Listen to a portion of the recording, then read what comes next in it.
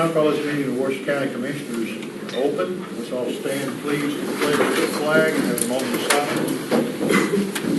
Commissioner Fultz, would you lead us in the pledge, please? I pledge allegiance to the flag of the United States of America and to the republic for which it stands, one nation, under God, indivisible, with liberty and justice for all.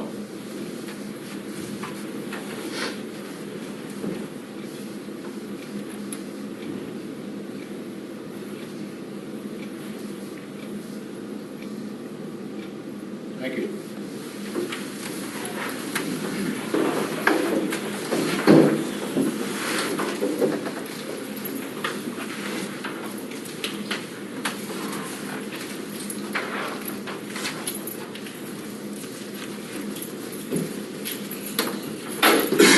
John coming right back. I know the commissioners had a chance to read the minutes. I'll entertain a motion to accept. I so move.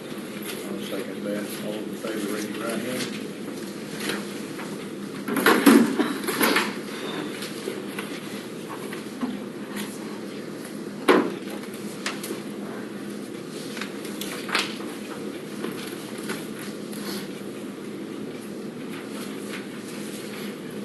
I'd like to welcome everyone this morning. I know it's been a rough week. A lot of things have been happening, but we'll go right through the agenda. Let's see, 9 o'clock with Mike Fleener. Come on up, Mike.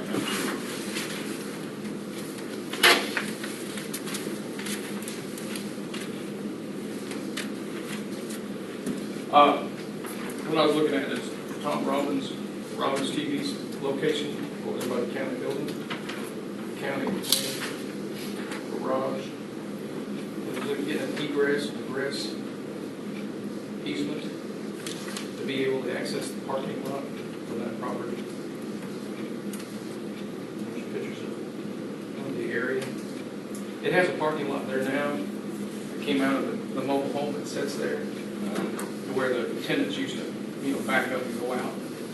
But to buy the property, with that new addition of the highway that's coming through there, it's going to close the front of it down real tight. So to be able to exit out the back makes it more attractive to purchase that property. Without it, it doesn't make it very attractive. And it's self-improvement to the property and to the location to buy it, go in there, clean that up. There used to be an alley on the back side of it. We couldn't find anything, me and Mr. Southern, on the front side or on that side, whether there was an alley there once before or not. They used to be on the back side, but they closed it because of the way the contour of the land is. So me and Mr. Southern got together. He said, see you and see if we can get an egress and egress. Back lot. Where's the Trying to place. The property is here. This is the gas station. Okay, and then that egress is coming in onto the back side. Yeah, right here. south side? This is going into the parking lot where the county parks their vehicles. Over here. Which is it, lot 9? Yes, sir. You're talking about right there. Yes, sir. And then, so, what's This will be cut off real close when they do the addition to the highway. So that only, if you got a bypass through where the trailer mobile home says, we take it all out of the parking lot in there, and then be able to exit out. I wanted to exit out into this parts of this. This right here is part of the gas station, right here. Could be. Yes, sir, it is. That's the wall. So this is what's sitting beside it on the west side. This is facing north. Yeah. And then if you- This is the west side of the parking. Yes, sir. And that's where you're wanting to put the, Yeah, back where the mobile home area is. There's a utility pole. There's room.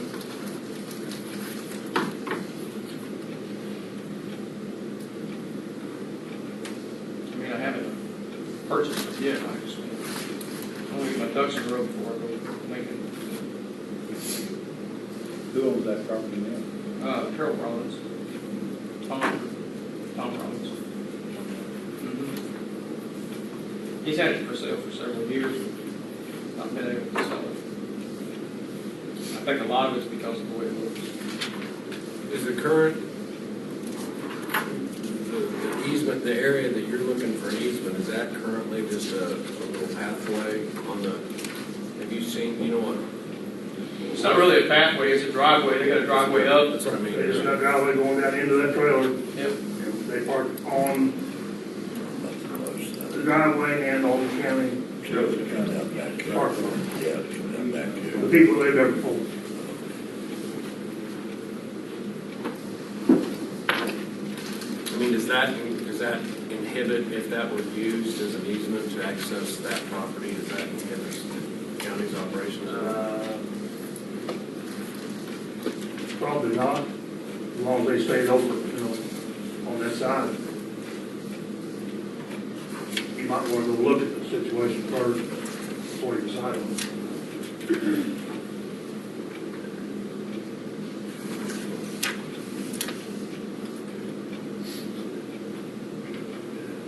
The county's done several bit of work back in the years past there for the water deterrent from the area, I guess too, because the county, when they built that in there, that building sustained damage. What building? The Robbins building, because water came in, and I guess that's one reason they may have closed that alley before, and they had to concrete the building in and support it all. And like I said, there's nowhere for the water to go up there, down into that property, but they built that concrete thing behind the building, and it deters it off to the street, Salem Avenue. Wait, is this in the city? Yes, ma'am. Yes, sir. Why are you coming to the town? County. I'm sorry, I missed all that, okay. I'll catch you up. Okay. And this is The right Robbins there TV. by building? Robbins TV? Yeah. It's Robbins TV. It is Robbins TV, Yes. including which they will take a look at. Is one, That's Robbins Saturday night. Okay. I mean, are we really gonna lose anything that we're using? I think No. it would make sense to take a look at it. That's what I was telling Dave, I think we should take a look at it and decide the next meeting. I mean, it upgrades the property, it upgrades the value of everything there around it, and like I said, with that addition of the highway, I don't know what it's gonna do to that property through there. Tom, with that area there being in the city too, is there going to have to be more than one party do all this? No. Okay. I mean, I don't know if there's a driveway permit or anything we gotta talk to the city about, but as far as just an easement goes, if that's county-owned property, and we're talking to Jeff Souter about it, we're the ones who have the legal rights to it, but,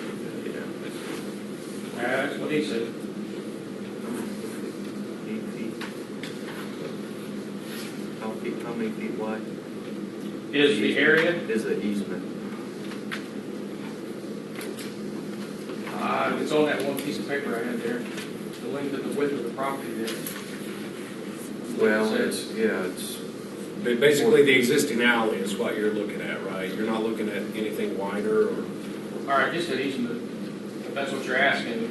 There's no 20 alley there. feet. there's no alley there? Okay, I thought so. There used to be an alley in the back behind it. We went several years back and all the records, and the only alley was behind the building. So this was a property area. So the county owns on the south side more than the parking lot that's already been paved? It owns the head down? Is that what we're saying?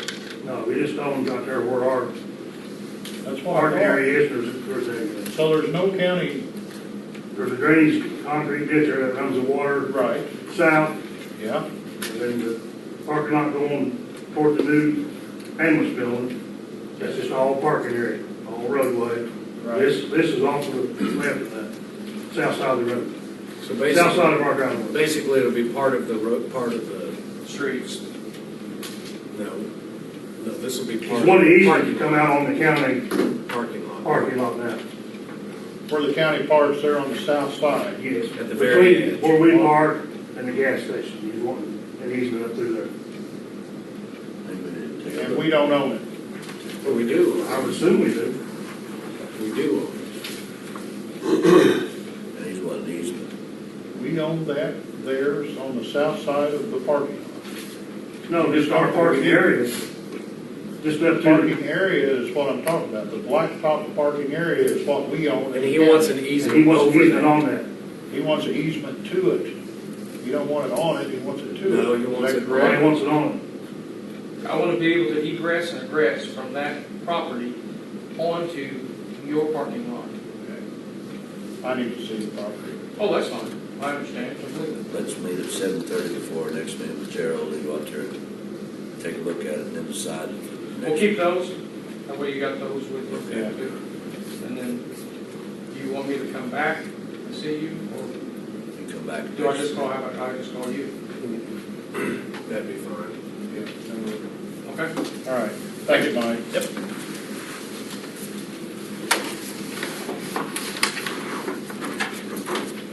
$7:30, Gerald, before our next meeting, we'll take a look at it. it. It'll be fine. Write that down so we'll get it. You write it down so you won't forget it. What's that date?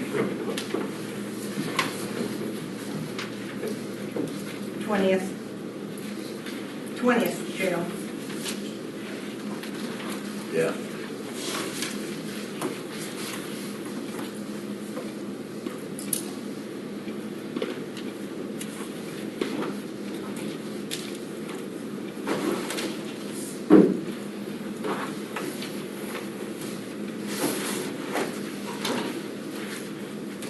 We need to look at it, but I'm still not clear on it. Yeah. I It'll think- be, when you see it, you'll see. I mean, I know where we own two, and he wants to make an easement on it, but I can't even see that. Not They just- without just going out and seeing it. Whoever lived there before us just used our driveway in and out, then they parked in their lot. Yeah, Right. it'd be better if you brought like a Google photo so we could really see her. You can tell where it is when you get over there. It's self-explanatory. We just need over there and walk through it. Right. Okay. Right here may not be something you want to do. Perry's not here. Next on the agenda, Perry Fleener. Not here yet. He's not here yet. 9:15. Cecilia is, Well, I guess we'll just have to put up with Cecilia then. All right, I'm Cecilia with River Hills, Associates with River Hills. So I'm sure you guys all know by now. I have a pay application number 6 from Temple Construction in the amount of $68,000. Of this, the grant funds to be drawn down are $29,988. They'll also be getting the local funds from this in the amount of $31,212. That's USDA funds. They'll be paying that portion. And then they'll also be, USDA will be holding retainage for $6,800. So I'm here to present the draw request for signature in the amount of $29,988. I'll entertain a motion to accept the draw request So moved. for the sponsors. I'll second. All those in favor, raise your right hand. We're going to sign it. The building's one night after, Sunday.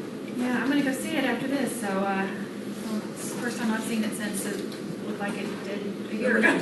You said to save by moving it back, what, so, how much? They didn't move it back, they flipped it, they flipped Oh, the building. but that saved how much? Well, I don't know a dollar amount that it saved them, but originally they had it the other way so they wouldn't have soil problems. But then they decided that soil problems were less expensive than rock problems, so that's about the sum I know of it, so. Oh, yeah. The other thing I just wanted to mention is that we have everything we need ready to begin the multi-hazard mitigation plan. I'll be meeting with Debbie to get it. You've been a little busy, haven't you? It's on the back burner, I understand that. She said, before the tornadoes, I emailed her and said, we need to get the first meeting set up, and since then, I thought, I'm not gonna be hearing from her for a while, so, but we're ready to have the first planning meeting with the team, and of course, that has to go on the back burner until she can handle all the emergencies Thank you. right now. Thank you. So, It's overwhelming just right wanted to now. let you know where we're at, so. Okay, good. All right, thanks, Cecilia. I'm gonna make it happen. Does you just get in touch with me whenever you Now got a we'll chance. back All up right. backwards to Perry Fleener's going to give us a Washington County Economic Growth Partnership update.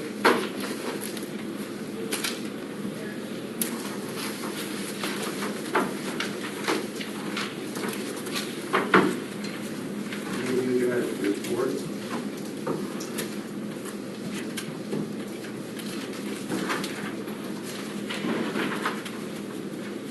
Anything in the hotel, is that gonna happen? I got the lady back here to tell you more about it than I can. That's why. Now you've got the report, I'm not gonna talk about it. I guess she's right here, and I'll just say, but,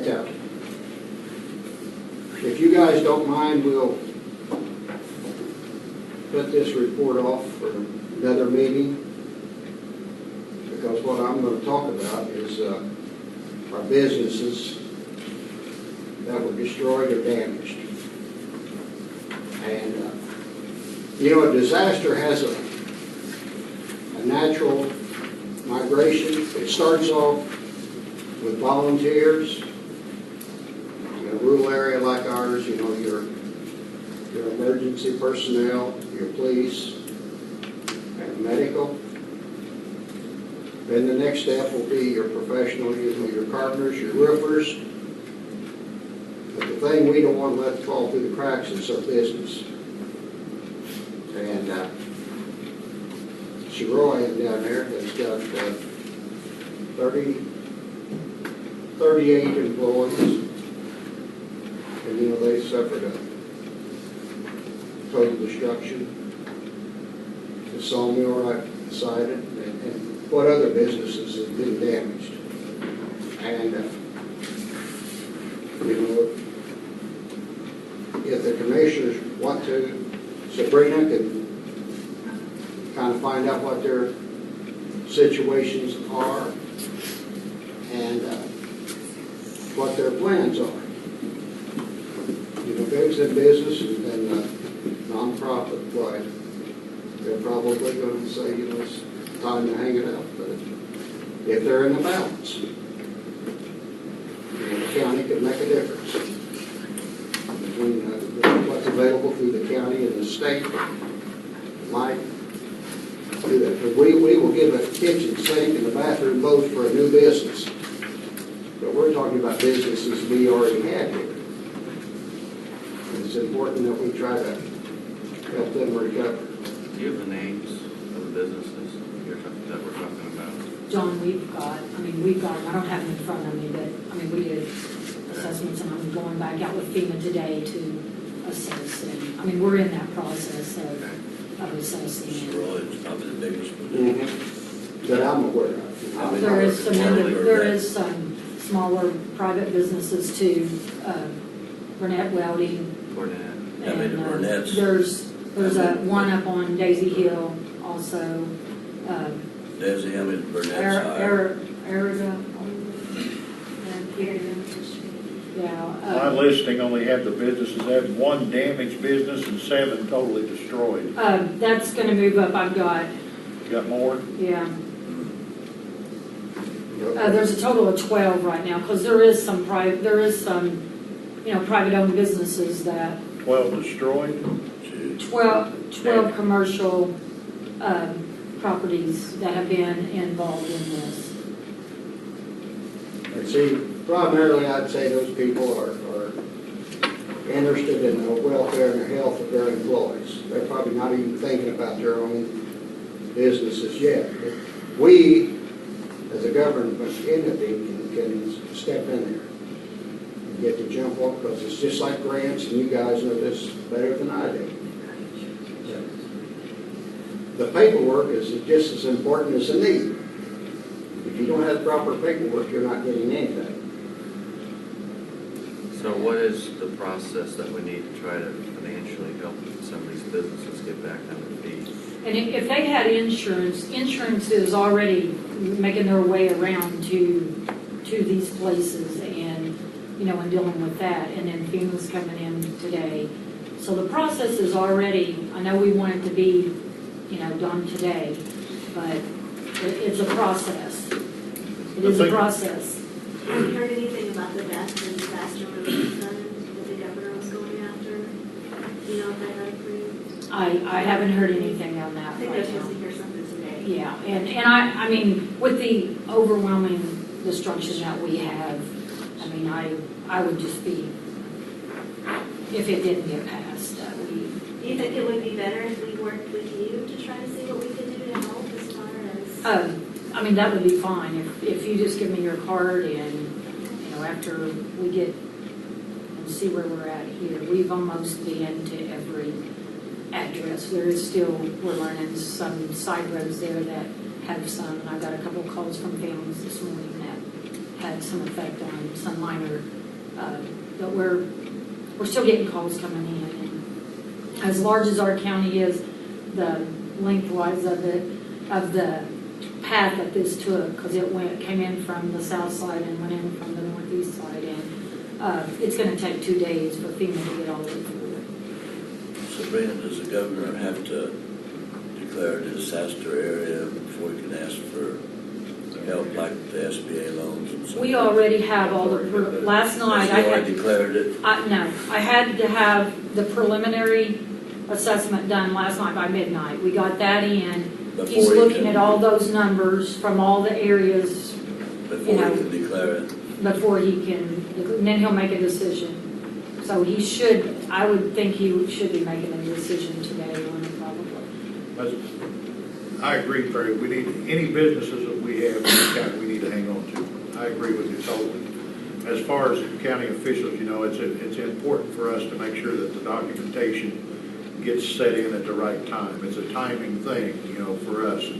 It's really hard to, you know, right after a disaster, you know, we were looking at just the amount of destruction that was going on down there, and and trying to figure out, you know, what we're going to do with 5 busloads of kids, you know, that we had to get out of that area because of no power and things, and a lot of little stuff. But in the meantime, we were very fortunate because we did have a crew down here that showed up almost immediately, right, Desi? Yes. Indiana Department of Homeland Security, who kind of coached us along and kind of nudged us along. And so Friday night, you know, I'd say some of the counties probably didn't even sign it until Saturday or Sunday sometime, but Friday night, we issued a proclamation for a state of emergency for Washington County. So we were ahead of the game. It wasn't because I thought of it, that's for sure. I was learning how to get kids hamburgers. But we was, and Desi might have, but I know I didn't. But we did have a coach that was there to say, look, you know, we got this file, you know, you need to get this signed. You can sign it, let's get her started. Okay, let's get things going in the right area, and then we'll get it signed and filed the next day by all 3 commissioners. We have to proclaim that, you know, make that proclamation. There's hope is lucky they got her down there because she did an excellent job. And, you know, the first night was chaos, and by the second night they That's one had thing that, yeah, and when it's my turn up here, I'm gonna really brag on that gal. Because, I mean, there's been some, there was such a crowd of people down there, and how it all got so organized so fast is just amazing. And it was a very traumatic experience, but as far as the businesses themselves, you know, like Desi said, there's probably insurance out there. We're going to try to get state and federal aid as much as we possibly can, you know, and we've got one heck of a team that has assured us and Desi and her crew that they will be here as long as we need them. So they're going to help us with all the documentation and all the things that need to be done. And they're very good at getting it done quick and getting it in.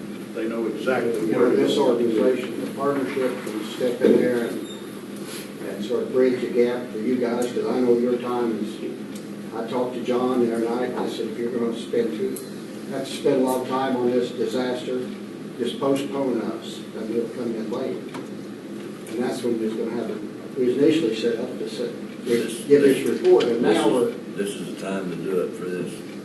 and so, you know, if you want her to work for them, and because she's got paperwork and stuff that's already in place. The sooner the better. Whatever you can do to help out, and just get with Desi. Desi's our director, and I know she's a little overwhelmed, we'll got a little more in her lap, that won't hurt nothing.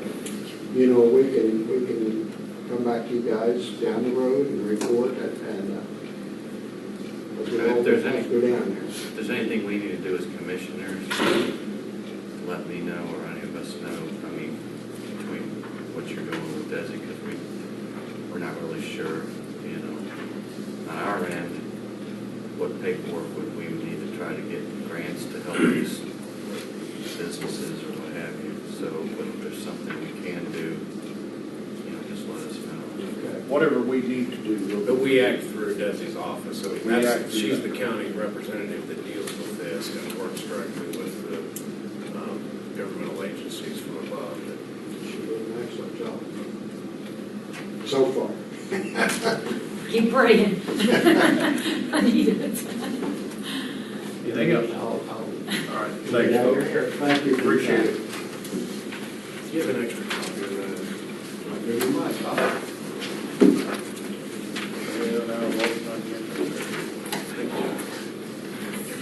you. You have a new one?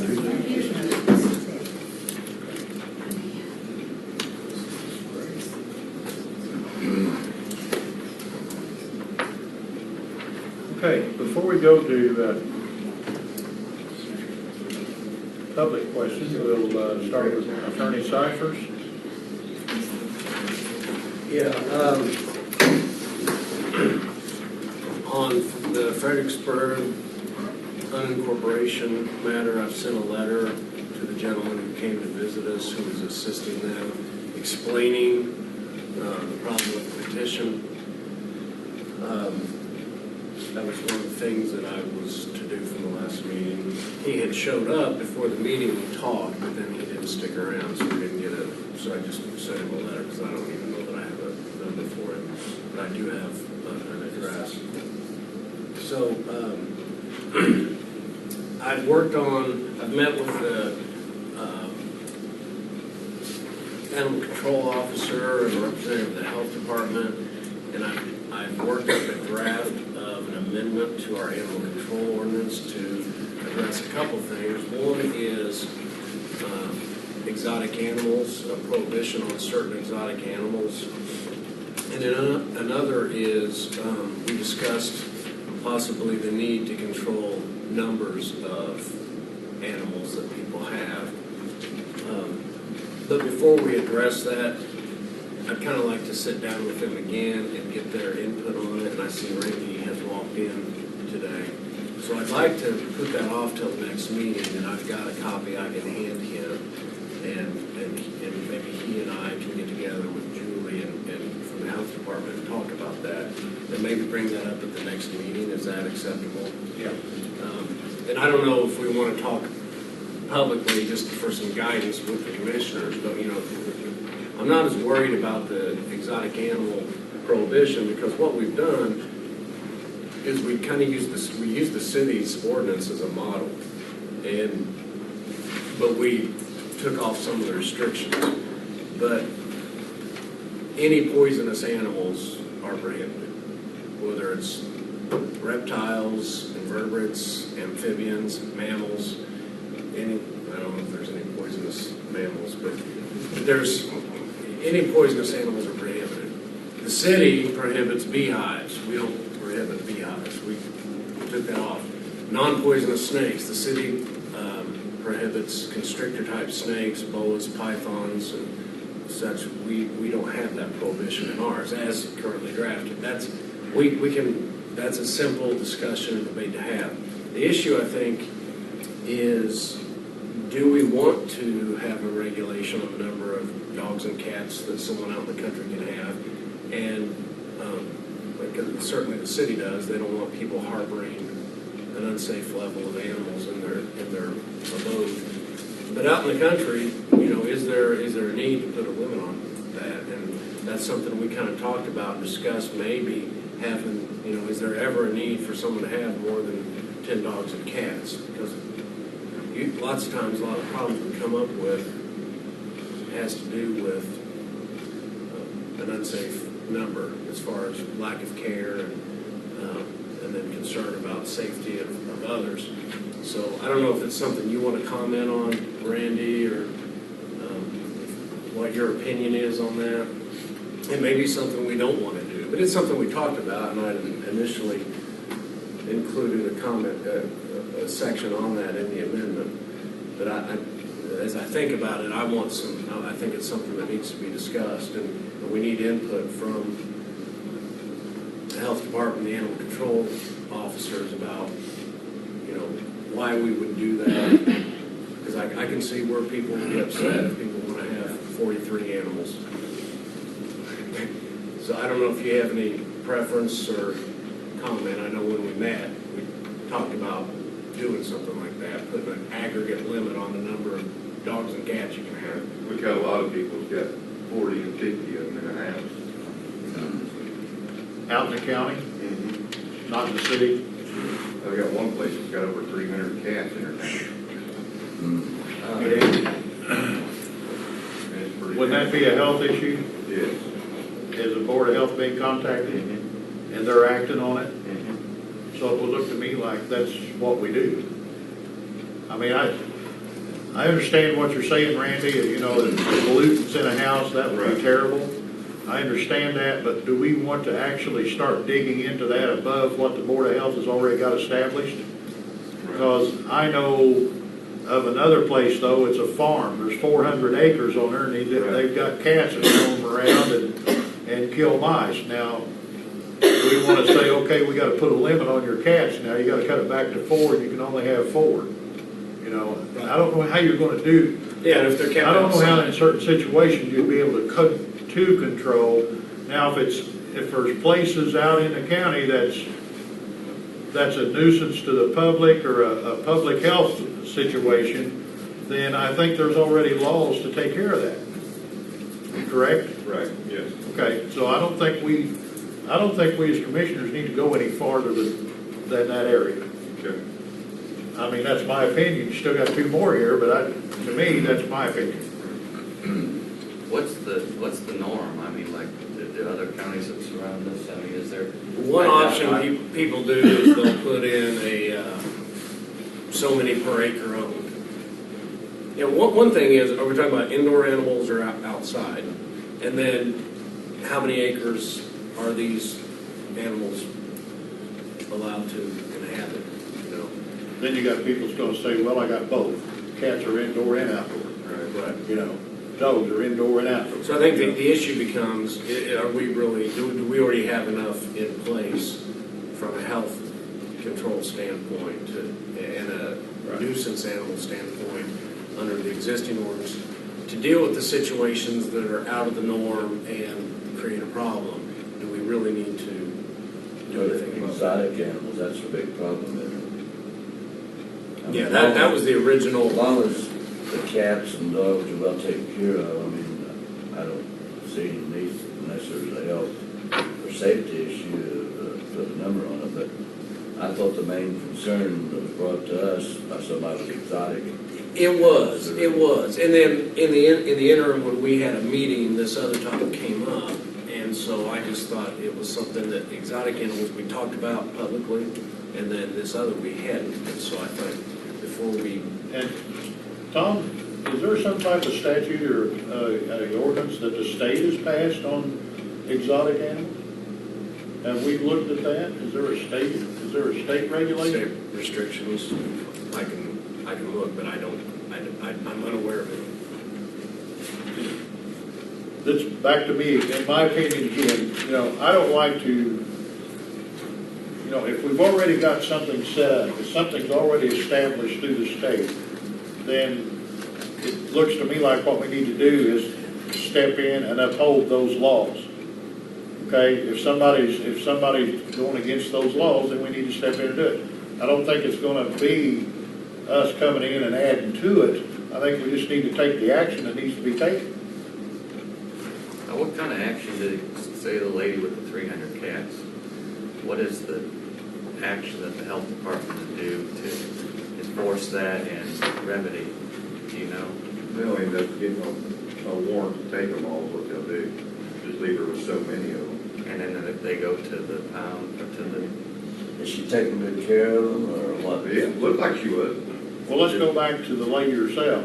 Will there be any type of fine or any type of prosecution at all because of the way that she's living in with those animals? Not on my end. Is there a, It'd be on maybe the health department end of it maybe, but not on my end. It's not a health issue, she's probably all right. well, I see on the news all the time down in Kentucky, you know, these people's got all these dogs and things, and they move in and they arrest the person that's there, and they handcuff the person out and they're going to jail. Well, it So depends. what's going on? It depends on A lot of them whether, are taken care of. They shouldn't. then I'd be surprised if someone got arrested because it's a neglect issue. Right. That- It's a neglect That's what it issue. is. When people get arrested, it's a neglect issue. Wasn't it a week ago, there was a horse that was almost starved to death, Yeah. or I guess dead, it died? Yeah, that Randy was connected. Was to that person prosecuted? Yes. So that was a neglect thing. As long as they take good care of them, I don't see how they can find them. How many cats does a woman have? About 300. 300? How big's the home? I didn't get it. But How big's the home? it's a modular, probably, I don't know how big a modular it is. What road's that located And she on? takes care of them? That's No, creek. don't go to the road. Oh, She takes care of them? that's out there in your chair. Get to be like fine feeding. But video, you don't want to have her name come out on the video. If you have 300 cats in a modular They need to be home, how in aware the world do there's you a take care of camera. them? You got a grass cut in their Shut up. front door that they run in and out of. Okay. So they're outside and inside? Yeah. So, What we want to do then is I will get with Julie and look into existing controls that are there, and is it really necessary in a rural setting to limit animals? You know, what can be done, and what can be handled feasibly right now, and is there anything that we're missing? And only then will we include that. So let's put this off till the next meeting and take a look at it. Okay, thanks, Tom.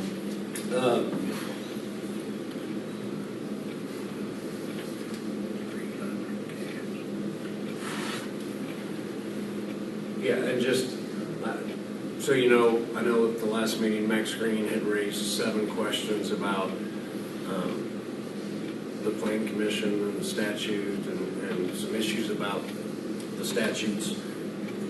I talked with him last night after the meeting, and we can discuss those. But I think I answered his questions, and I deferred one of them. 2 of them had to do with the city's Plan Commission and Board of Zoning Appeals, and on one of them, I just deferred him to Drew Wright. But those have been, I just wanted to let you know that I did address those and address the issues that were raised.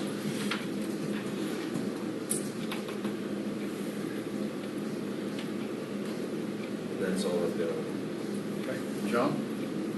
I'll just kind of extend what Tom was saying about the Plan Commission. We had our monthly meeting last night, and we're right now in the process of tackling setbacks from KFOs and CFOs from existing residences, and whether there should be a reciprocal setback if there's if somebody already has a fine feeding operation, if someone wants to build within that, whatever that setback is going to be, you know, there's pros and cons, and we're trying to hash all that out. So it's, you know, we are having subcommittee meetings, so we're having usually 2 meetings a month now to address that. So that's on the Planning Commission. Sarah, can you check your email? Can you get email here? I was out on the phone talking to David Neal from CyberTech about these phones at the Highway Department.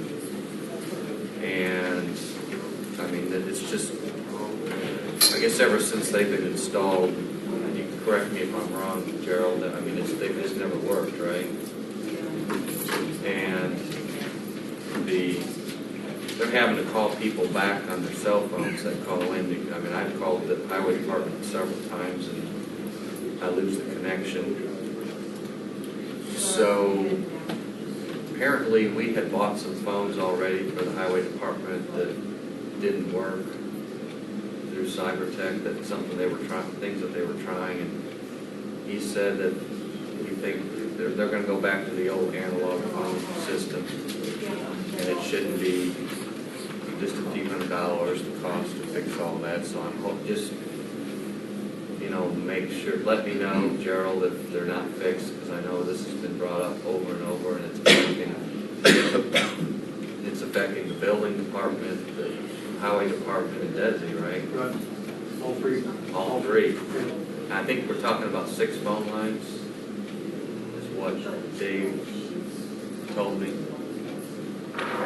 Did you get anything yet? No. Okay. Well, he may not get it to us. He was going to send me what his plans were to try to get that rectified, so. You say when they might be there?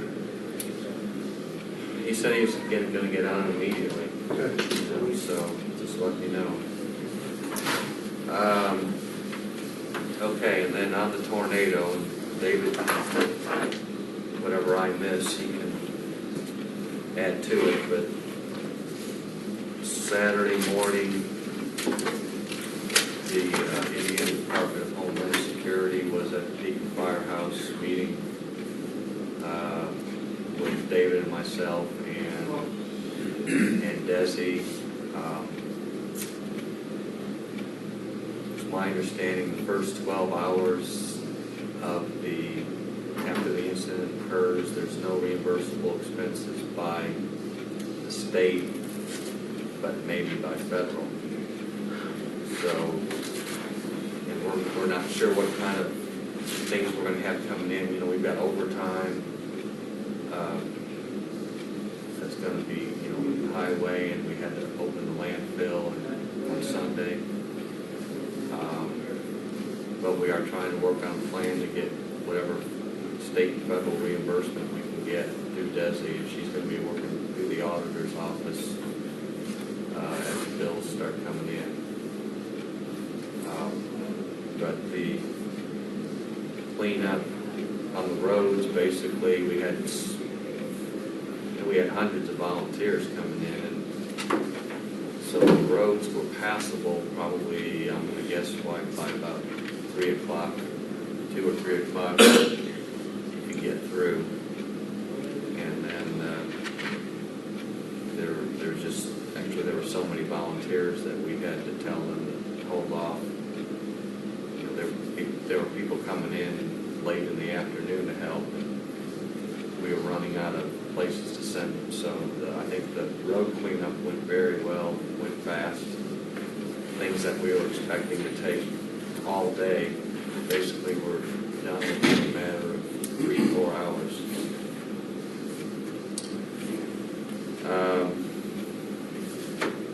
So that's all I have on the tornado. I did attend the county council meeting yesterday, and also, relaying information to them what I just told you. Let's see. Find the information that we talked about. Basically, let's see, Rondale was in to ask for money for putting in a new garage door right then. Yes. I think Rondell's back there. But, Oh, okay. But he I may was- just let you, I didn't see you back there, I'm sorry, I'll let It was you. basically, he wanted, Quick, or? Yeah, go ahead. Sure.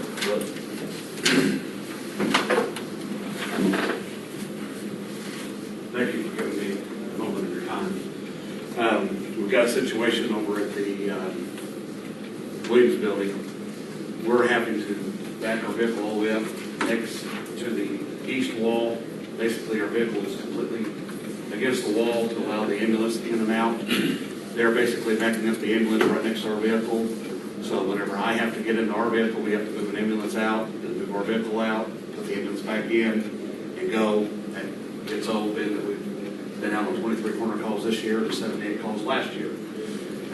Worked with Troy over at the EMS building, and we kind of got an idea that there's a 9-foot section that we can put a single garage door for the coroner's office where our vehicle will park right in front of.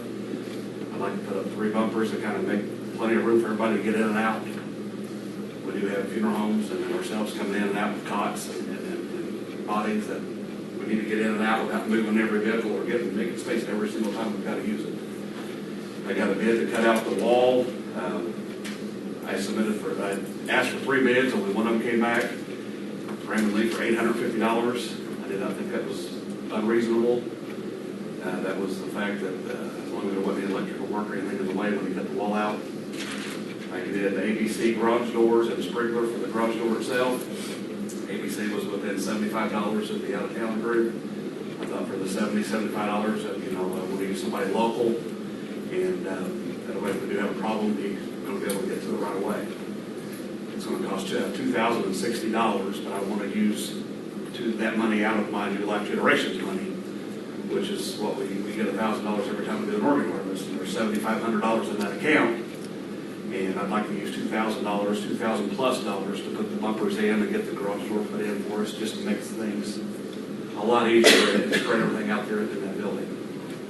I kind of talked to the council a little bit, and they felt like it was a good cause to do this, just to, we've all got to live together over there, and it's high quarters to begin with, but that'll just help things, smooth things out.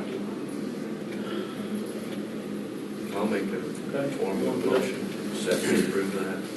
Second. Motion been made and second, we'll go ahead and approve Rondell being able to put a garage door 9-foot section. Yes. In over at Hanson Street property, the coroner's office. All those in favor, raise your right hand. Opposed, same sign. Motion carried. Rondale's to be commended on getting this extra money too, through these organ. And there's roughly going to be, $5,000+ there. Every time we go, we just received another $1,000 check within the last month. So we will continue to try to get tax-free money to help offset my budget. I did bring it up to the council.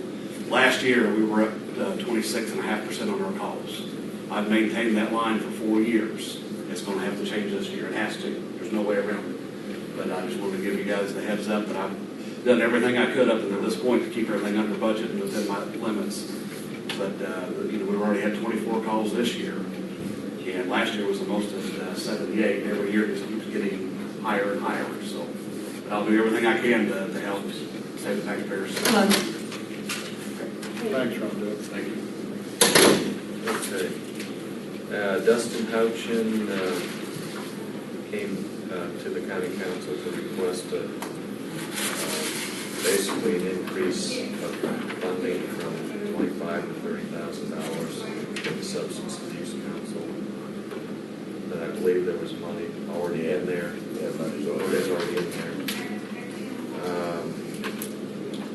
There was a question about, and Randy, you're here. There was a question about your role as a reserve officer and animal control. Can you kind of tell me how that's working out? Okay, fine.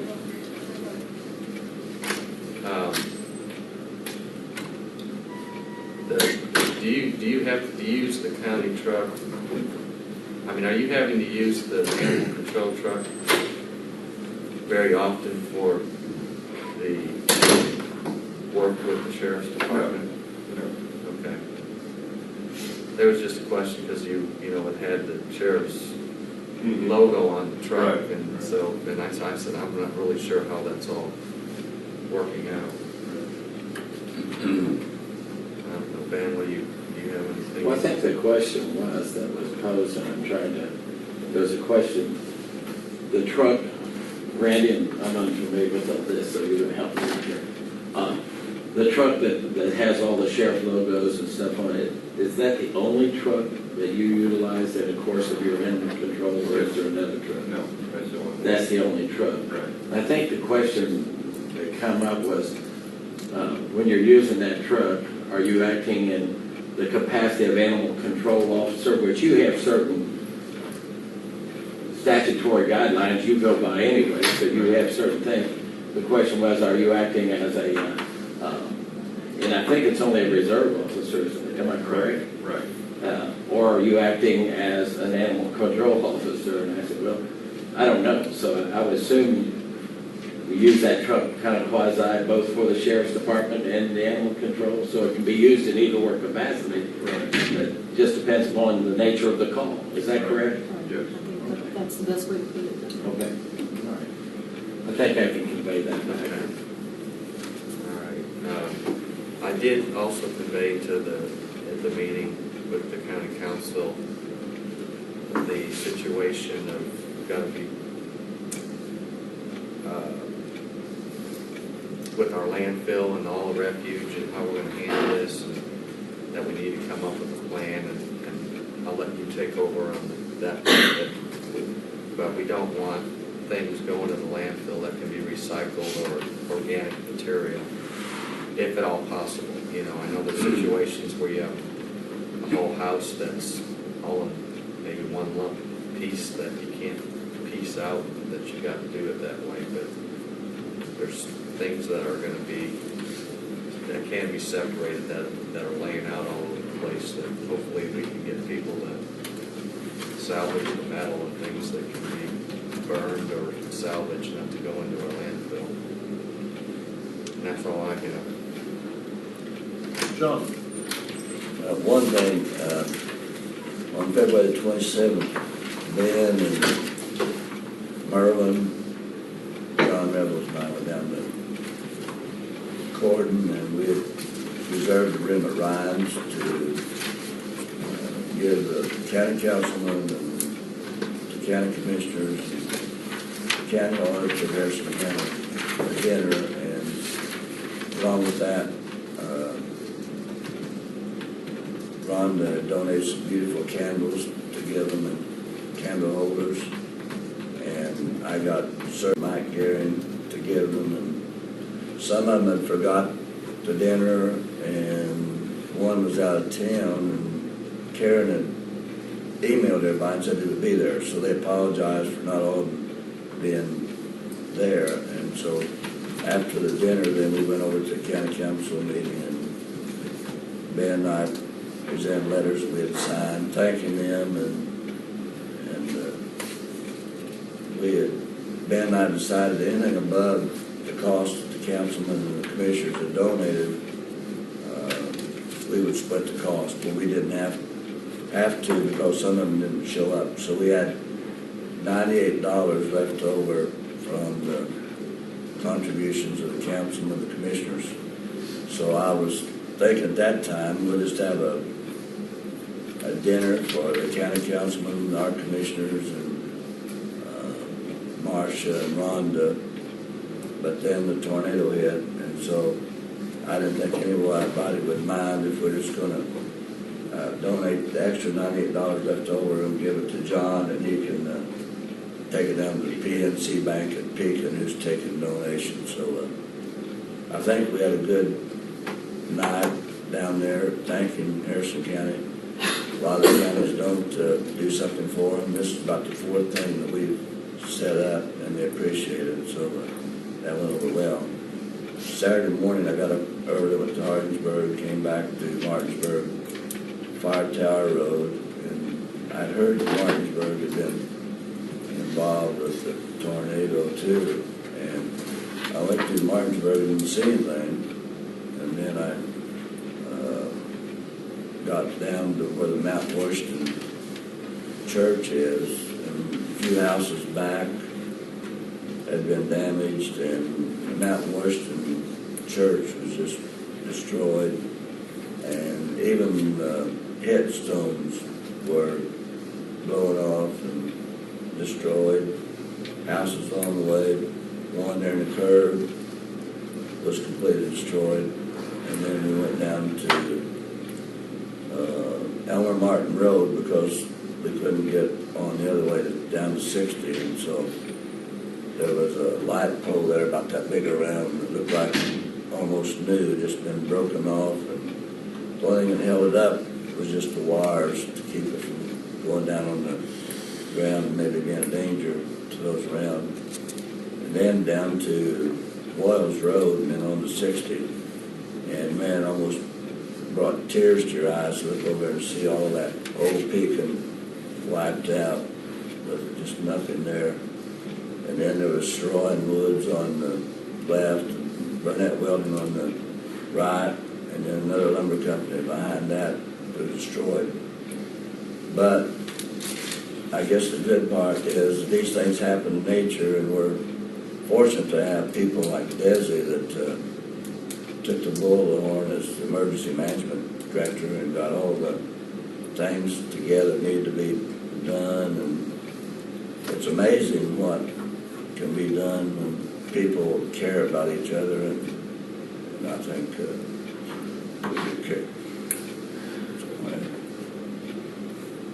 Anything else, John?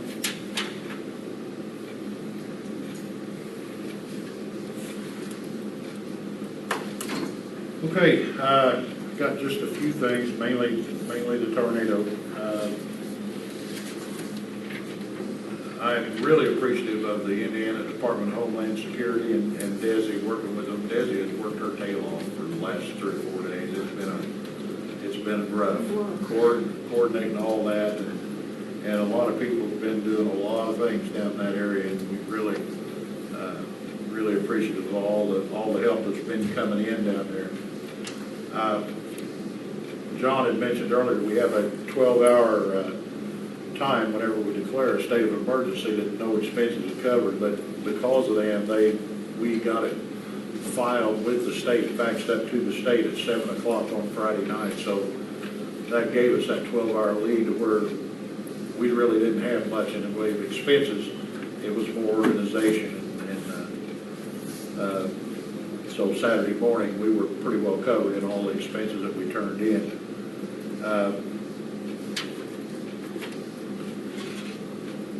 During this thing in the Pekin area, there was 9 areas that was really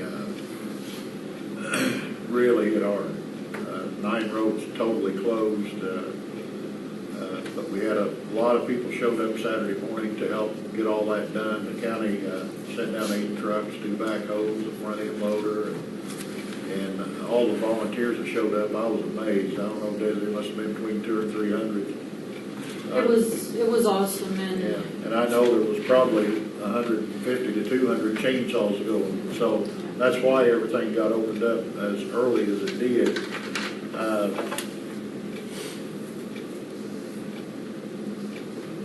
In that, 101 houses were damaged. and I can move that total up to 124. Oh, gosh. 124 is the total. That's the damage? That's, that is a total of the commercial, the mobile homes, and the framed homes that have been affected by this. Okay. And then, Is that damaged and destroyed? that's total, and that number is even higher than that. That's an approximate number, because there is, I said earlier, there is some roads that we're learning that we didn't go down. Sellers Lane, we learned last night, had some homes on it. Fleming Lane's got some homes on it with some minor, not really major damage, but with some minor. So there's going to be a lot more. The total's going to go up. Right. Okay. To report to the commissioners, we did spend some money that we're going to have to come up with Friday evening. We had some kids that we had to bring up to Salem Elementary School because Eastern didn't have any electricity, and the kids were stuck there. And we did spend $366.28 to feed those kids until their parents got there and picked them up. So I believe we're going to have some gas experience too, because we had a semi come in and fuel some of the engines that went out. But it wasn't that anything much. major. It was like less than 40 gallons. Yeah, it wasn't anything major, but we are going to have some fuel expense on Friday night.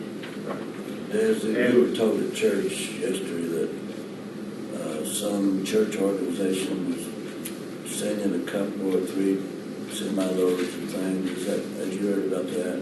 It's going to be distributed to fairgrounds. We are getting, I'm not really heard about that, but I mean, we've been bombarded with supplies and donations, and it's been unbelievable, and that's one of the reasons I'm here. I need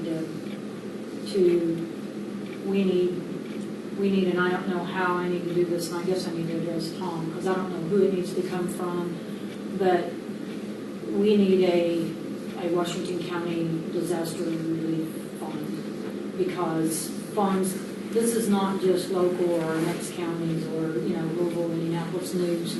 I mean, it's national news that these were historical tornadoes that come through here with winds 170 mile an hour, 175 mile an hour force. And the monetaries are flowing in, and not just, $20 here or there. In other words, Tom, what Desi's saying is that we need a location. Yeah, and I know We need a that, bank for people to put this stuff in. I know we've got the Babcock Family Fund that just was opened up yesterday, I know that, but we need something that, a month or two down the road here, when we get work teams coming in to rebuild these people's houses or repair what they need, or even now to repair what they need, we can go out and get materials for them, which I know we've got a lot of materials donated. But when you go tearing off the roof and replacing the roof, it takes, a lot of lumber, a lot of shingles, that kind of stuff. And we can get the work teams in. There's no problem with that, because they're calling in, burning my phone up. And I've got a couple of guys that are organizing that, and they may take that through outside the walls. I'm not for sure about the organization of that, but they are going in that direction, because we're getting swamped with that. But we need this fund set up so we can put that, because that's what people are wanting this money to go to. I have taken, the first night we got some in, and I can't give the exact figure on it right now, but it was approximately around $4,000, and I talked to John about that, and I would like to take that and divide it between Red Cross for Washington County disaster and Salvation Army, because they have been in our county around the clock too. And I feel like that's where they need some of that donation too, because they've been a big part of this. They fed at the fire station around the clock and sent meals out and Red Cross too, and they kept the shelter open, which we haven't had anybody to need that shelter, but it's been there in case we thought we were going to have to when the snow came in and the electric wasn't on, and people were kind of cold there, and that they didn't choose to come. So, But the but money's it has still, been available. the money's still coming in, and we need to get someplace So, set up, I someplace need for to some know what type of I fund. need, what and when or how, or Well, how do we direct this? okay, well, I don't want to create something that if we are duplicating something that already exists. Right. And I don't want to create something that lumps funds together that people intended to go to different uses.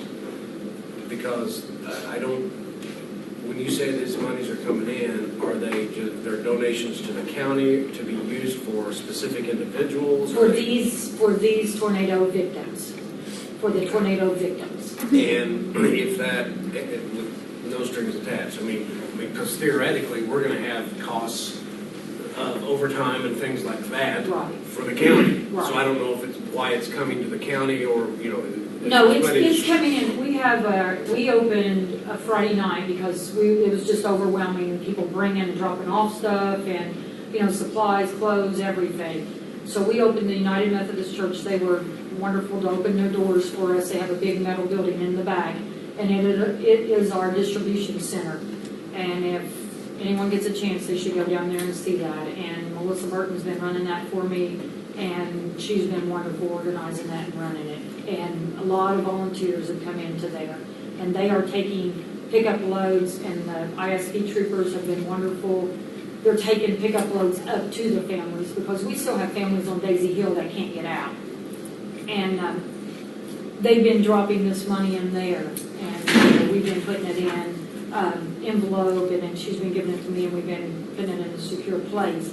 But we need, and it is for these victims. It's not for the county to pay overtime or, Right. it's not for that. Okay. It is, and that's why I don't know if this is something that we need to be involved in, or do I need to give this to like Habitat Outside the Walls or somewhere like that where they can organize this? My general suggestion would be to allow a not-for-profit with a continuing obligation to do it. What, there are different scenarios come up with. What if everybody's insured? Yeah, We get all these tens of thousands of dollars of donations, and we don't know what to do with the money, and then Right. what do we do with it? right. So my thought is, I know the Washington County Community Foundation, I see Rhonda has a. That's, Yeah, and yeah. I didn't know that was. Let me finish my, the Washington I know. County Community Foundation has set up a fund to handle this as well. Okay, Judy Johnson sent us an email. The so other day. we can put it into that, or? We can call her and investigate further. I didn't call her and ask her what it's about. Outside the wall, I mean, people can make these donations. The Red Cross is Right. another, I mean, I'm not saying we can't do it, but I mean, generally what I do is, I hate to pick a bank, but I mean, there's a local bank that is really good about, it's real easy to go down, say, set up a fund, accept Right. donations. It's a bank that keeps getting used over and over for that purpose, and they're always willing to do that. Yeah. And that's a possibility. I get worried about the situation of, then we create an extra burden of accounting for it Right. and making decisions on how it's distributed, when there's organizations that already have those rules and processes in place. Right. And I'm not saying I don't want us to do it. No. I'm just saying I'm fearful, I think down the road about problems that can arise, and when you can get more donations than you can use, like volunteers, more volunteers than you can use, and you can create liabilities that, what if we've got a whole lump of money there and there's no. Right. She wants direction on which one she should do. So I need to then just go, like, because I've got a couple of guys that work with Habitat and Outside the Walls both. They're You've got a involved with both of listing on the them. donations that was given to tell you, this is what this money needs to be I've got spent checks for. that say Red Cross, Salvation Army. I Okay. know where they're So going. you know where I they're know going. where The they're rest of going. the money, though, that you have goes to the tornado victims. That's the bottom line, right? Right, well, some of the money that was given Friday night, because we talked about the money given Friday night, the people were told that money is going to go to Red Cross and Salvation Army, and I do have it separate.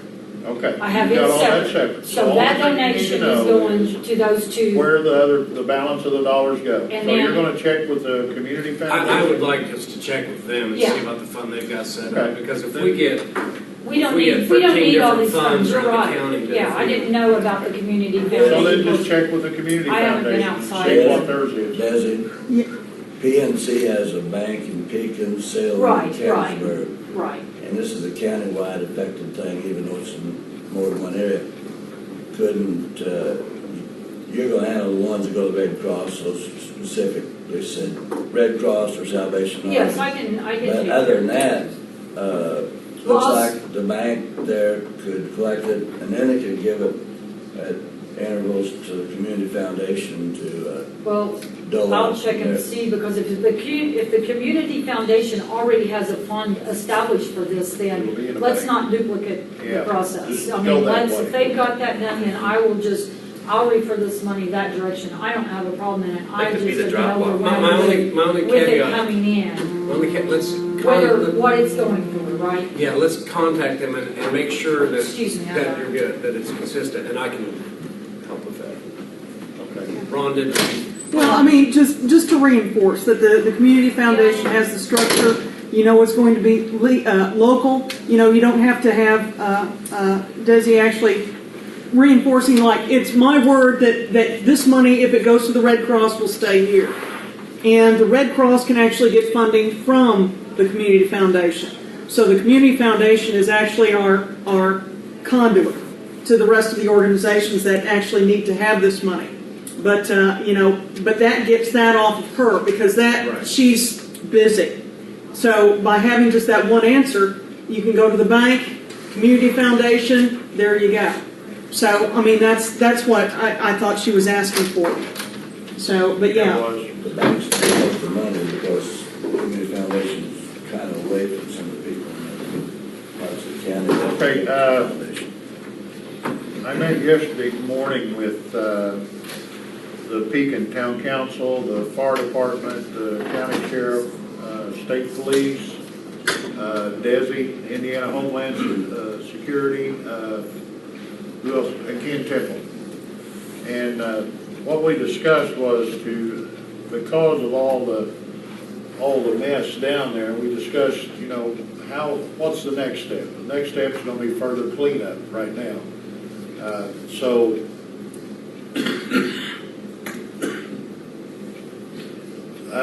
we worked out a plan.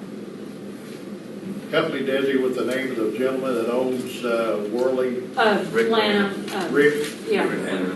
Rick has volunteered part of his property to where, and Ken Temple, who is going to work with us on it, and we're going to go out there, and a lot of the blown over trees and limbs, when we were opening up the roads Saturday, a lot of that stuff, you know, that we shoved over the limbs and trees, we shoved it over into the woods, which is not a big deal.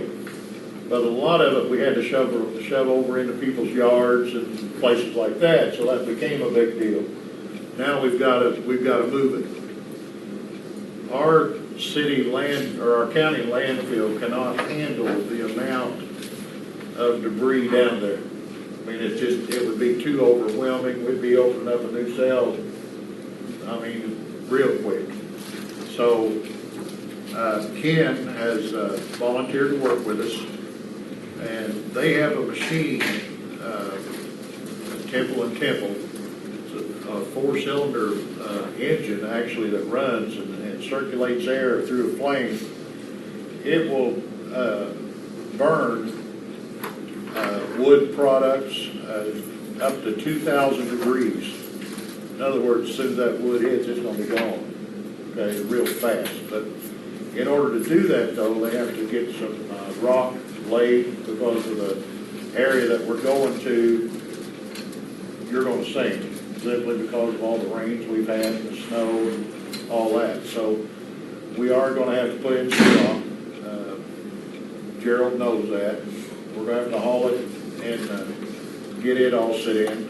Ken will have to dig a big pit, which is where the machine will be, to where we dump it in. Then we got to get a staging area. And I don't see them getting it all done today. Gerald thinks it's going to be ready by noon or so you can start hauling tomorrow. That's what he told me yesterday, he thought we'd start hauling off tomorrow. Man, I don't see it, but I stood out there and looked at it. Looked to me like it'd take longer, but if he says it, you know, I'll go along with that. Anyway, that's expensive.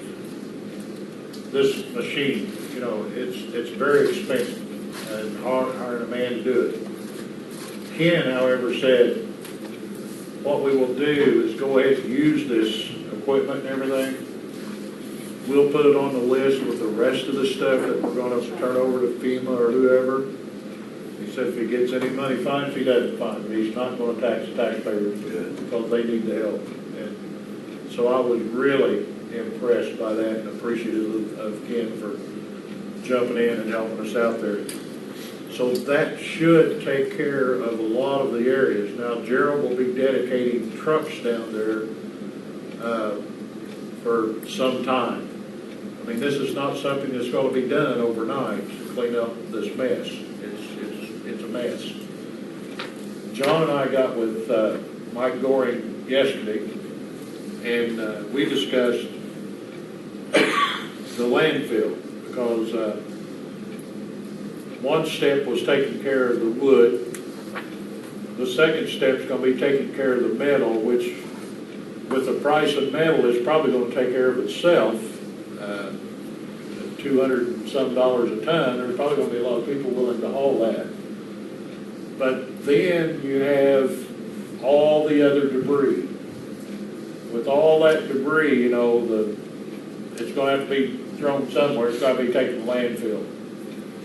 And everybody knows when you go to landfill, there's a charge on putting stuff. The solid waste board has the authority to waive any expense for that. And I think this justifies a waiver at this particular time. We'll be having a solid waste meeting, help me, gentlemen, 3 o'clock 19th next on Tuesday. 3 o'clock. And, but between now and then, the board president and the solid waste manager have the authority to waiver any type of debris going out there from this tornado victim, providing it's from the tornado. So all of that will be waived. The board, however, needs to get together and set a time limit on just how long we're going to do it. And an example would be like, okay, for the next 2 months, any tornado type material coming in will be waived, and anything after that will be handled on a case-by-case basis, because some areas it may take longer than 2 months. We don't know. We're going to try to get it to where if it's just in county trucks, it'd be great, it'd be easier to keep track of, but I'm sure there's going to be others. I think we're looking.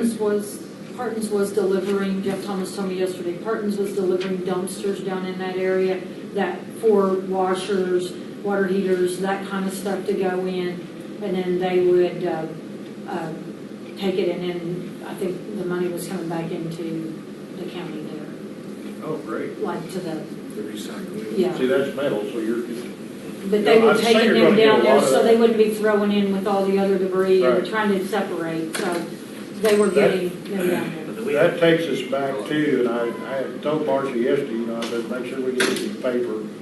That takes us back to the burn, you know, the blown over trees and the limbs and all that stuff.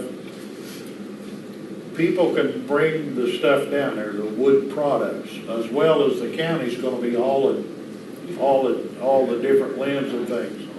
But we ask, you know, it's gotta be the wood.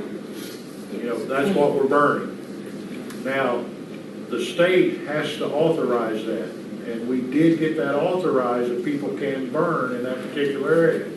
The state does have a statute or an ordinance that, you know, you can burn in specific areas, providing all 3 county commissioners sign off on it.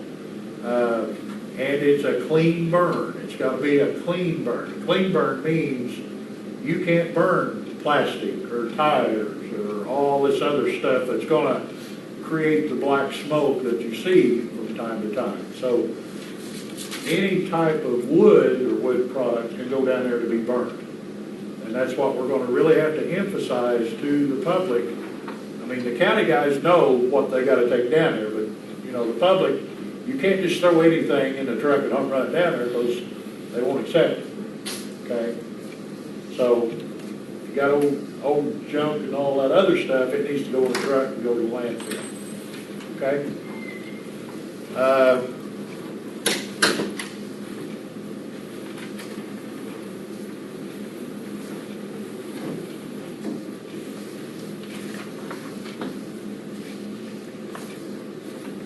David, clarification on the refuge. I think, you know, if someone's paying a commercial company and the insurance is going to cover the loads, I think those we're still planning on charging. Yeah, that falls back to the case by case.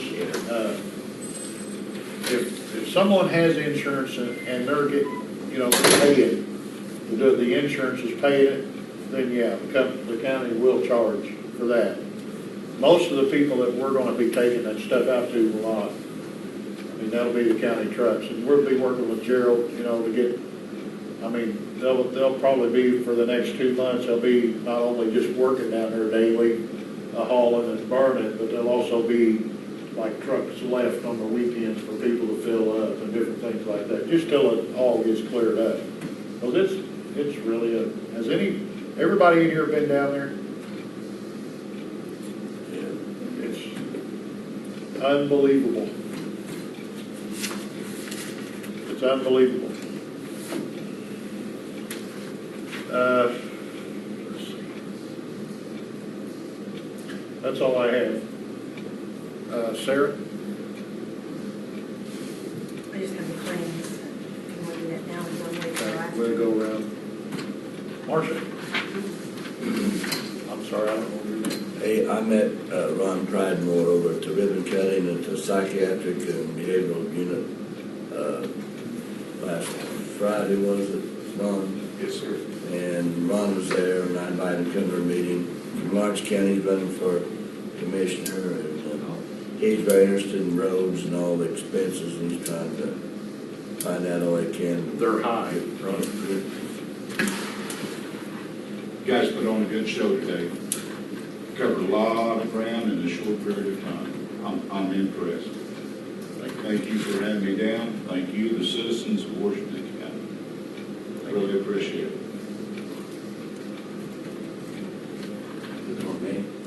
I've only got one note worth stating today, because you guys did cover a lot of things.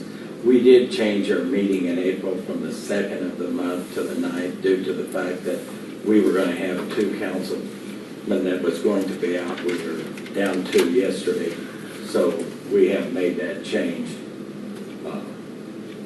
And it will be, I think Michelle's going to get it advertised as such.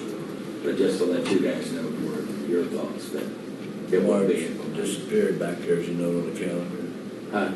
We don't have March with us anymore. We've already moved to April. We done that just trying to figure out yesterday. Spring. There's your culprit. Yeah. Well, I got to think about that. Maybe what it was. Somebody turned to check on when we might be able to have the meeting. So, but I was keeping mum about that. Bobby? Yeah, hey, my name's Bobby Martin, in case anybody didn't know, I'm running the Democrat Party there. Actually, after John's job, when that comes open, hopefully I can get in there. Just came to visit and see how things are going. Looks like it's a real smooth operation. Proud of you guys. Doing a great job. Thank you. Like to be a part of it. Good to have you. Gerald, what kind of highway headaches you got for us today? Oh, you pretty well hit on everything. It's gonna be a long time down there, like I said. The TV doesn't do it justice. What you see, No. it's really bad. It's just dead sad. You know, I was just thinking about this tornado. Actually, even as devastating as it was, can you imagine what it would have been if that tornado would have been 1 hour later or 1 hour earlier?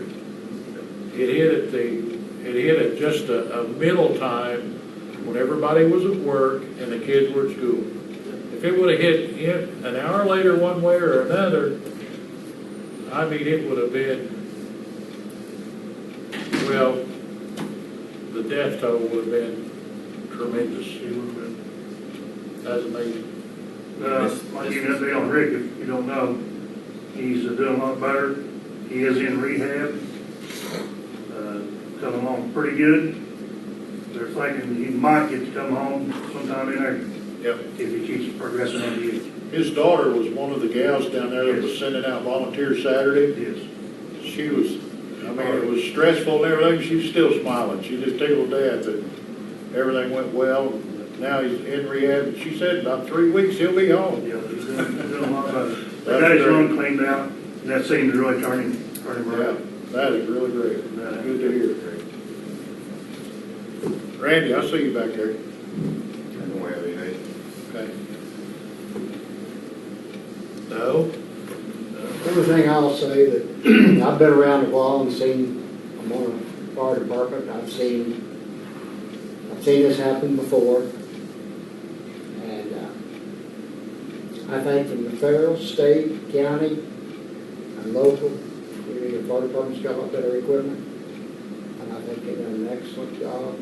You know, you can see progress in handling the disaster. And I'm sure we're going to learn from this one. And the loss of life is terrible, but it could have been worse, like you said. And I think we all thank God tonight when you have your prayers, because they should have been worse. Because, like you said, you see the devastation. Rhonda? Yeah, there are 2 things. First off, I'm going to go ahead and come up here so I can see you. Right. Yeah. instead of hiding in my corner. I enjoy that. But two things. One, April 5th, we have scheduled, as far as I know, there was a phone call. I don't know. I didn't get to take it. I didn't know if it was Joe or not. But April 5th, we've already, Indiana Proud is sponsoring at this point an open door law seminar with Joseph Hogue or Katie Riles Williams, like we had last time. Now, this is from 6:30 until 8:30, and it's at Pekin, at the Pekin Shelter House. I've been informed that it is still there. I'm excited. Okay, but that's been arranged for April 5th. The laws are changing, and it's just an opportunity to go ahead and ask questions and be able to be informed in what laws that need to be observed or what have you. The open door laws are just the basic minimum that you can do as far as like presenting meetings and communicating with the public. Okay, the basic. I'd like to see us jump forward and actually go beyond what the open door laws state that we actually have to have. Okay, so, but this is something I've been trying to plan for a long time, and it is scheduled. Okay.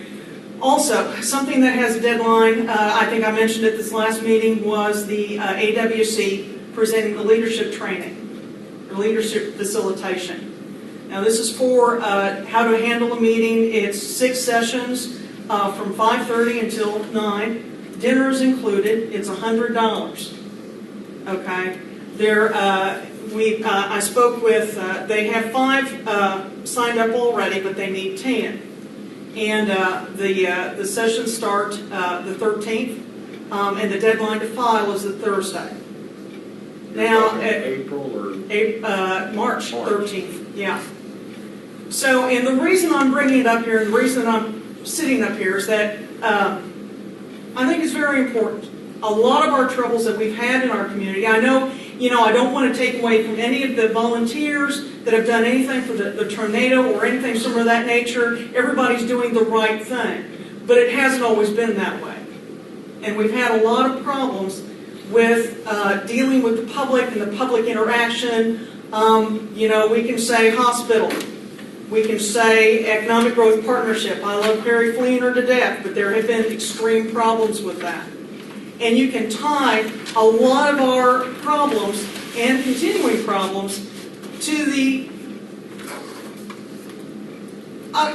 ignorance is a terribly harsh word, but ignorance of how to do things and how to bring things forward the right way. Lack of knowledge would be a better way. I think we have, just because we get by in these meetings and on these boards, I think we feel comfortable and don't want to go ahead and learn anything extra. How to maybe do it a little bit better. How to be able to communicate with the public in a little bit better way. And it is easy to sit in your own seat and just go along and get along. And I'm not saying that anything really corrupt or bad has happened, but it sometimes looks that way. And so I really want to push forward these 2 situations. The AWC, this is their baby. This is not something that I helped develop or anything similar to that nature. $100. And leadership, how to present and bring forward people in the meeting and tap into our resources. Okay? And then, of course, the open door laws. That's really sponsored by the state government. I just asked to have them come down, and they, by golly, are coming down. The thing of it is, this is so important, and this will be part of the political process. I personally, once again, guarantee that it will, because the lack of transparency, through lack of knowledge on how to do these things, not saying that you are, not anything similar to that nature, but our lack of skills have put us in a lot of positions that we don't really actually need to be in. And what I want to do, I'm already paying for the open door law seminar. I'm already doing that. And what I'd like to do is to get the next 5 people, the 5 people to make this leadership facilitation happen, is that it's a money-back guarantee. If you sign up, you spend your $100 up front, you attend all 6 meetings and actually participate in the thing. Because sometimes you just have to let Margie do to you what she's going to do to you. Okay? You really, honestly, I'm like, oh, could we just not have the dinner? I mean, really just don't want to sit around. I want you to just tell me what I need to know. But you can't move her out of the way. She just is going to have to do to you what she's going to do. But if you sign up for it, you pay your $100 up front. You attend all the sessions, and I'm even including Randall Mills. Even that, it is that important for our community to go ahead and bond together, even after the tornado, and function. The next 5 people, the 5 people that it takes to make this happen, if you get nothing from this organization or this leadership meeting, I will pay for your tuition. You can come to me and you say, Rhonda, this really just blew. There is no benefit that the community can get from this training. And I will hand you $100. I don't care. It is that important. And it is that important. It is that important. Don't make it easy for me to win in the fall. Really, don't make it easy for me. I'd like to comment on the open door law, especially for the 2 who are running for office. This is something this is a law that's been around for some time, and a lot of people aren't aware of it. And Rhonda, this is the second time Rhonda's facilitated this training, and I was thoroughly impressed. We had a great turnout when it was out in Campbellsburg, and this has to do with the open door law and the Access to Public Records Act, which are a part of the same statute. And the office that governs this out of Indianapolis is coming down to do this free of charge. They hand out free materials, and they put on an excellent program. And if you don't learn something, I'd be shocked. What time is that at Pekin? It's at 6:30 to 8:30. 6:30, yes. I know Mr. Hogue, I dealt with him. He found in my favor on a case where they didn't provide public records, and that just happened 2 months ago. So I'm well aware of him. And I tell you what, Katie Williams came down the last time, and I was thoroughly impressed with her. So I just encourage anybody from the public to attend this because it's. You know where the shelter house is, Ron? In Pekin? In Pekin? No. Park, it's over on the west side. How come it didn't leave? How come it didn't get The town basically didn't. Everything else outside did. It had Old Pekin instead of New Pekin. This is the New Pekin. New Pekin? About in the street, about the 2nd or 3rd street down there, take you back to the park. I'd like to go down there. Well, the short answer on that is why it wasn't taken away is because God wants you to take this seminar. God wants everyone to take this seminar. Let's go ahead and do that. But no, and that's the thing. If we all have the knowledge, as far as like the open door law, it's 2 hours. If not that, it'll probably be less. They'll bring down the information. Joseph is killer on the phone, talking to him. They're very open and well, obviously, but they'll give you the, how many times can you say open? But they'll give you the information. You can, I'll give you a card and make sure that you have all the connections that you need. And ask them questions beforehand and they will bring down the information for that seminar. The whole purpose is to get you guys up to standards. The laws, I don't know if they've changed or not. There's a possibility that you can actually have to pay a fine if you break the law. Right now there really isn't a whole lot of fines or anything similar to that nature, but you can be held personally accountable if something doesn't go right. $100 for the first offense, $500 for the next. And so this is something that you guys need to know. This is where the line is. And, the people will ask you, why didn't you take, advantage of these resources? It's needed in our community. We're a bunch of good people. I'm not that great, but everyone else is. And it's just a necessary thing. We're not born leaders, most of us. We have to actually learn the skills, okay? And to have the resources there available, what the AWC is bringing forward And I'm going to say Indiana Proud because it weirds me out to say I'm doing this. But Indiana Proud's bringing forward clarity and an understanding of what's happening in government and how we do this. So, there, was I dramatic enough? Is that, are you getting the message here? Fine. Okay. I'm going to go back to my corner. Thank you. Okay, thank you, Rhonda. Yeah. And believe me, Rhonda, I will not make it that easy for you to win in the fall. Well, you will, yeah. Bring it on, little man. Okay, Sarah. I only have one thing. I got a letter or a phone call first from Tom Paris from Mid-Southern asking, we have done these before, and Tom can probably explain it better than I can, on a subordination agreement. And the commissioners have to sign or agree or approve for this. And if you need further information, I'll be through over to Tom.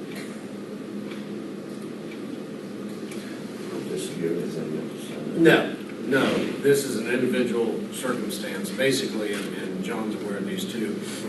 What's happened is, for some reason, we have a lien against an individual's property. I don't know the origin of that, I don't know what it's about, and I'm not sure if the agreement spells that out. It might be something, my only caveat is you might want to look into that. But when we get such a lien, that's always secondary to the primary mortgage that they've got to finance the house. When someone refinances, it pays off the first mortgage and the new one gets tacked on to the end. Well, if there's other liens in line and ahead of it, they become primary and the primary mortgage would become secondary or tertiary. And so a subordination agreement is a common agreement that they do that says that the primary financing instrument needs to be and all banks cooperate in those. But I don't know what the nature of our lien is against the property. That's information that we might want to find out, or how big it is. That's something we might want to find out. As a first mortgage is increased to more than the property value, then we don't hold a second lien, basically, something would happen. Yeah, that's their concern there, so. Well, this one here says that on Tom's letter, that the mortgage balance or her new loan will be $49,000. Does he give the old loan now? I mean, because if he's not increasing the balance. She will be adding $11,000 to her mortgage balance. Okay. See, that could push us up so that we don't have any security anymore. That says her payment will decrease a little bit, not much. We don't know what that lien is for. So we would be responsible. No, we just. Well, he didn't add he didn't. We're not responsible for anything, but our ability to recover whatever she owes us for out of her property might disappear if she's borrowed more than what the excess allows. And maybe it was already that situation. These are typical, and that's why I think he probably felt comfortable, but my concern is we don't know what it's for and what the balance is of ours doing. Who holds a real estate contract against real estate dated November 9, 2011? November 9, 2011, we've got some kind of a 4 months contract. What did we do 4 months ago to have a contract? When's that actually turned in? Did you get Dave? You called last when you met your meeting on the 20th today. Let me. Tom should have, I wish Tom would have given us what with this lien, what we had, what was. Tom, here's it.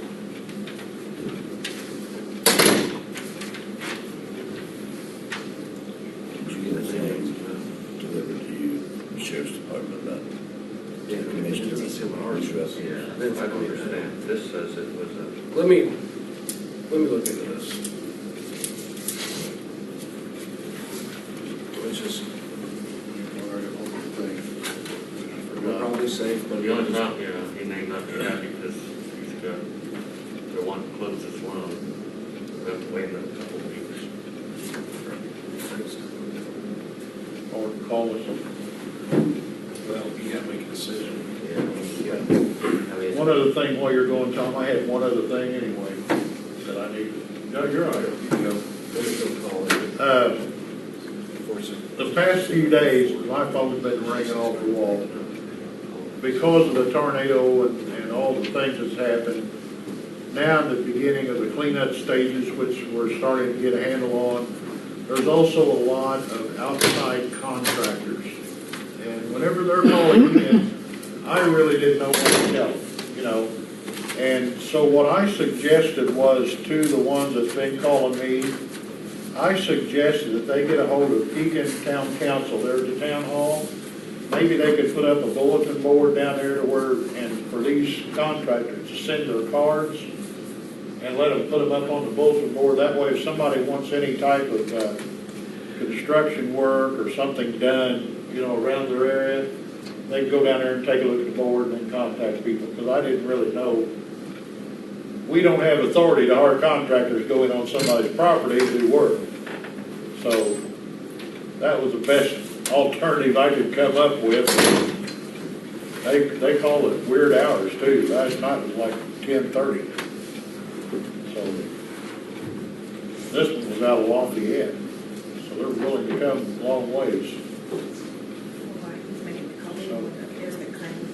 While Tom's taking care of some things, making that call, you've had a chance to look over the claims and payroll. Has anybody got any questions? I'll make a motion to approve claims and payroll. Okay, motion been made and second? Second. Okay.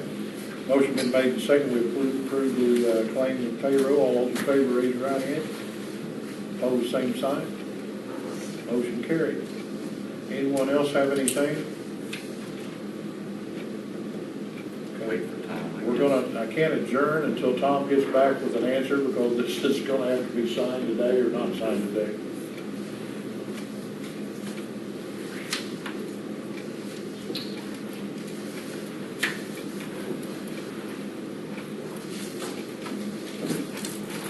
Hey, Randy, did they get that horse buried? Yes.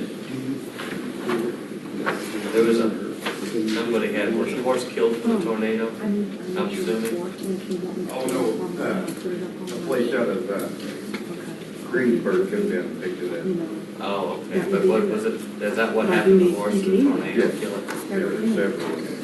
Oh, several of them. I think she has my email.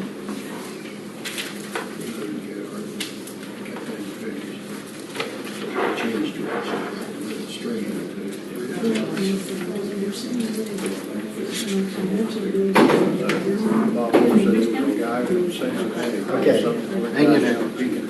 Had part of his tax paper.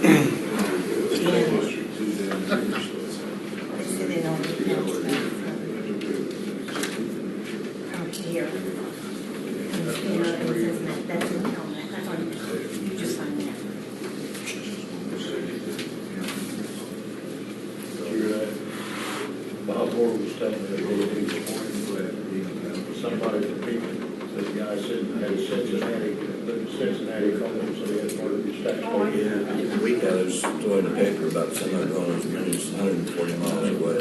Yeah.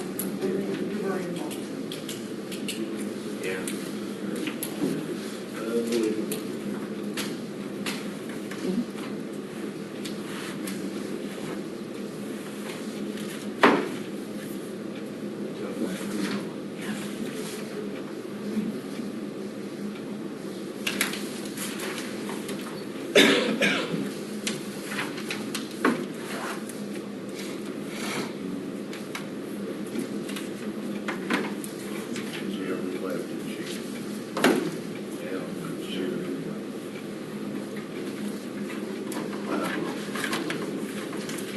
Proclamation, Sarah. Should you keep that? Somehow I already had a copy of it. Oh, did you want it? Yeah, I already had copies of it. Okay. So then it's I on the think I had a file. file that has some.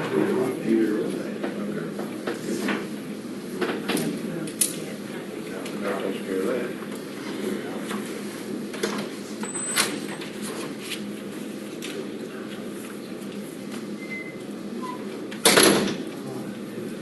That's Thursday, because I don't understand what the heck he wants.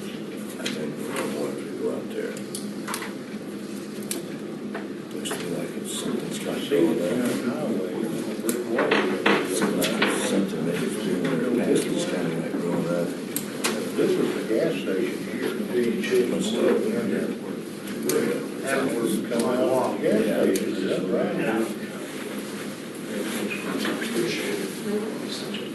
said because that gas station been cut Yes. off. We're probably gonna want to look at it. It's kind of confusing. I get to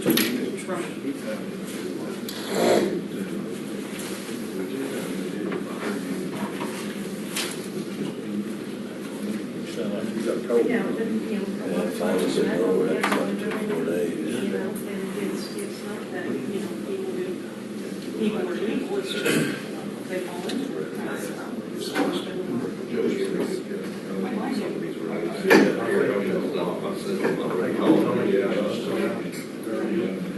If he comes down, he does have something, like he comes down. Our lawyers are, they'll just talk and talk. We're gonna go ahead and try. I know we're all Sorry, Bob, I can't.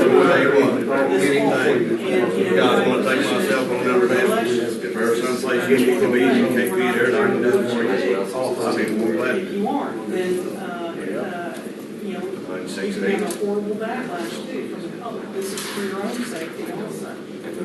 If you don't know how to communicate with the public, then you get all this, I know you he's know, gonna be covered, that's his district out there, 968, you're gonna be 0. We're trying to get it. I don't think I like that. Don, we found this meeting, and so you got back. Yeah, they told me, okay.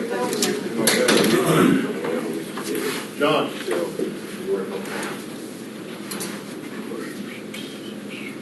This was someone who had through the Federal Housing Authority, they get some relief for, like, she got a furnace put in, and we're the grant recipient that administers that. So that gives us a lien against her property because we have a contract where she has to live there for so long. There's a restrictive covenant.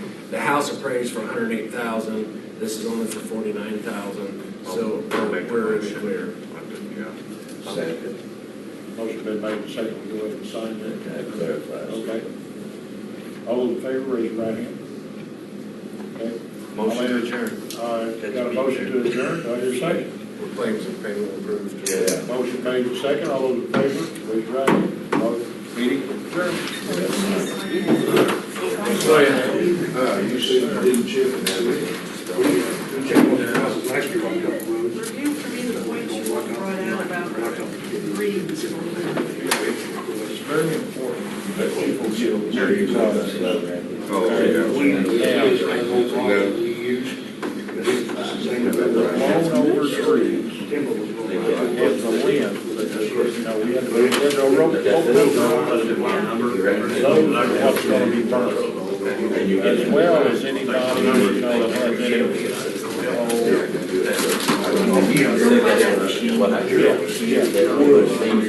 Now, residents can bring their machine. absolutely. Right. Right.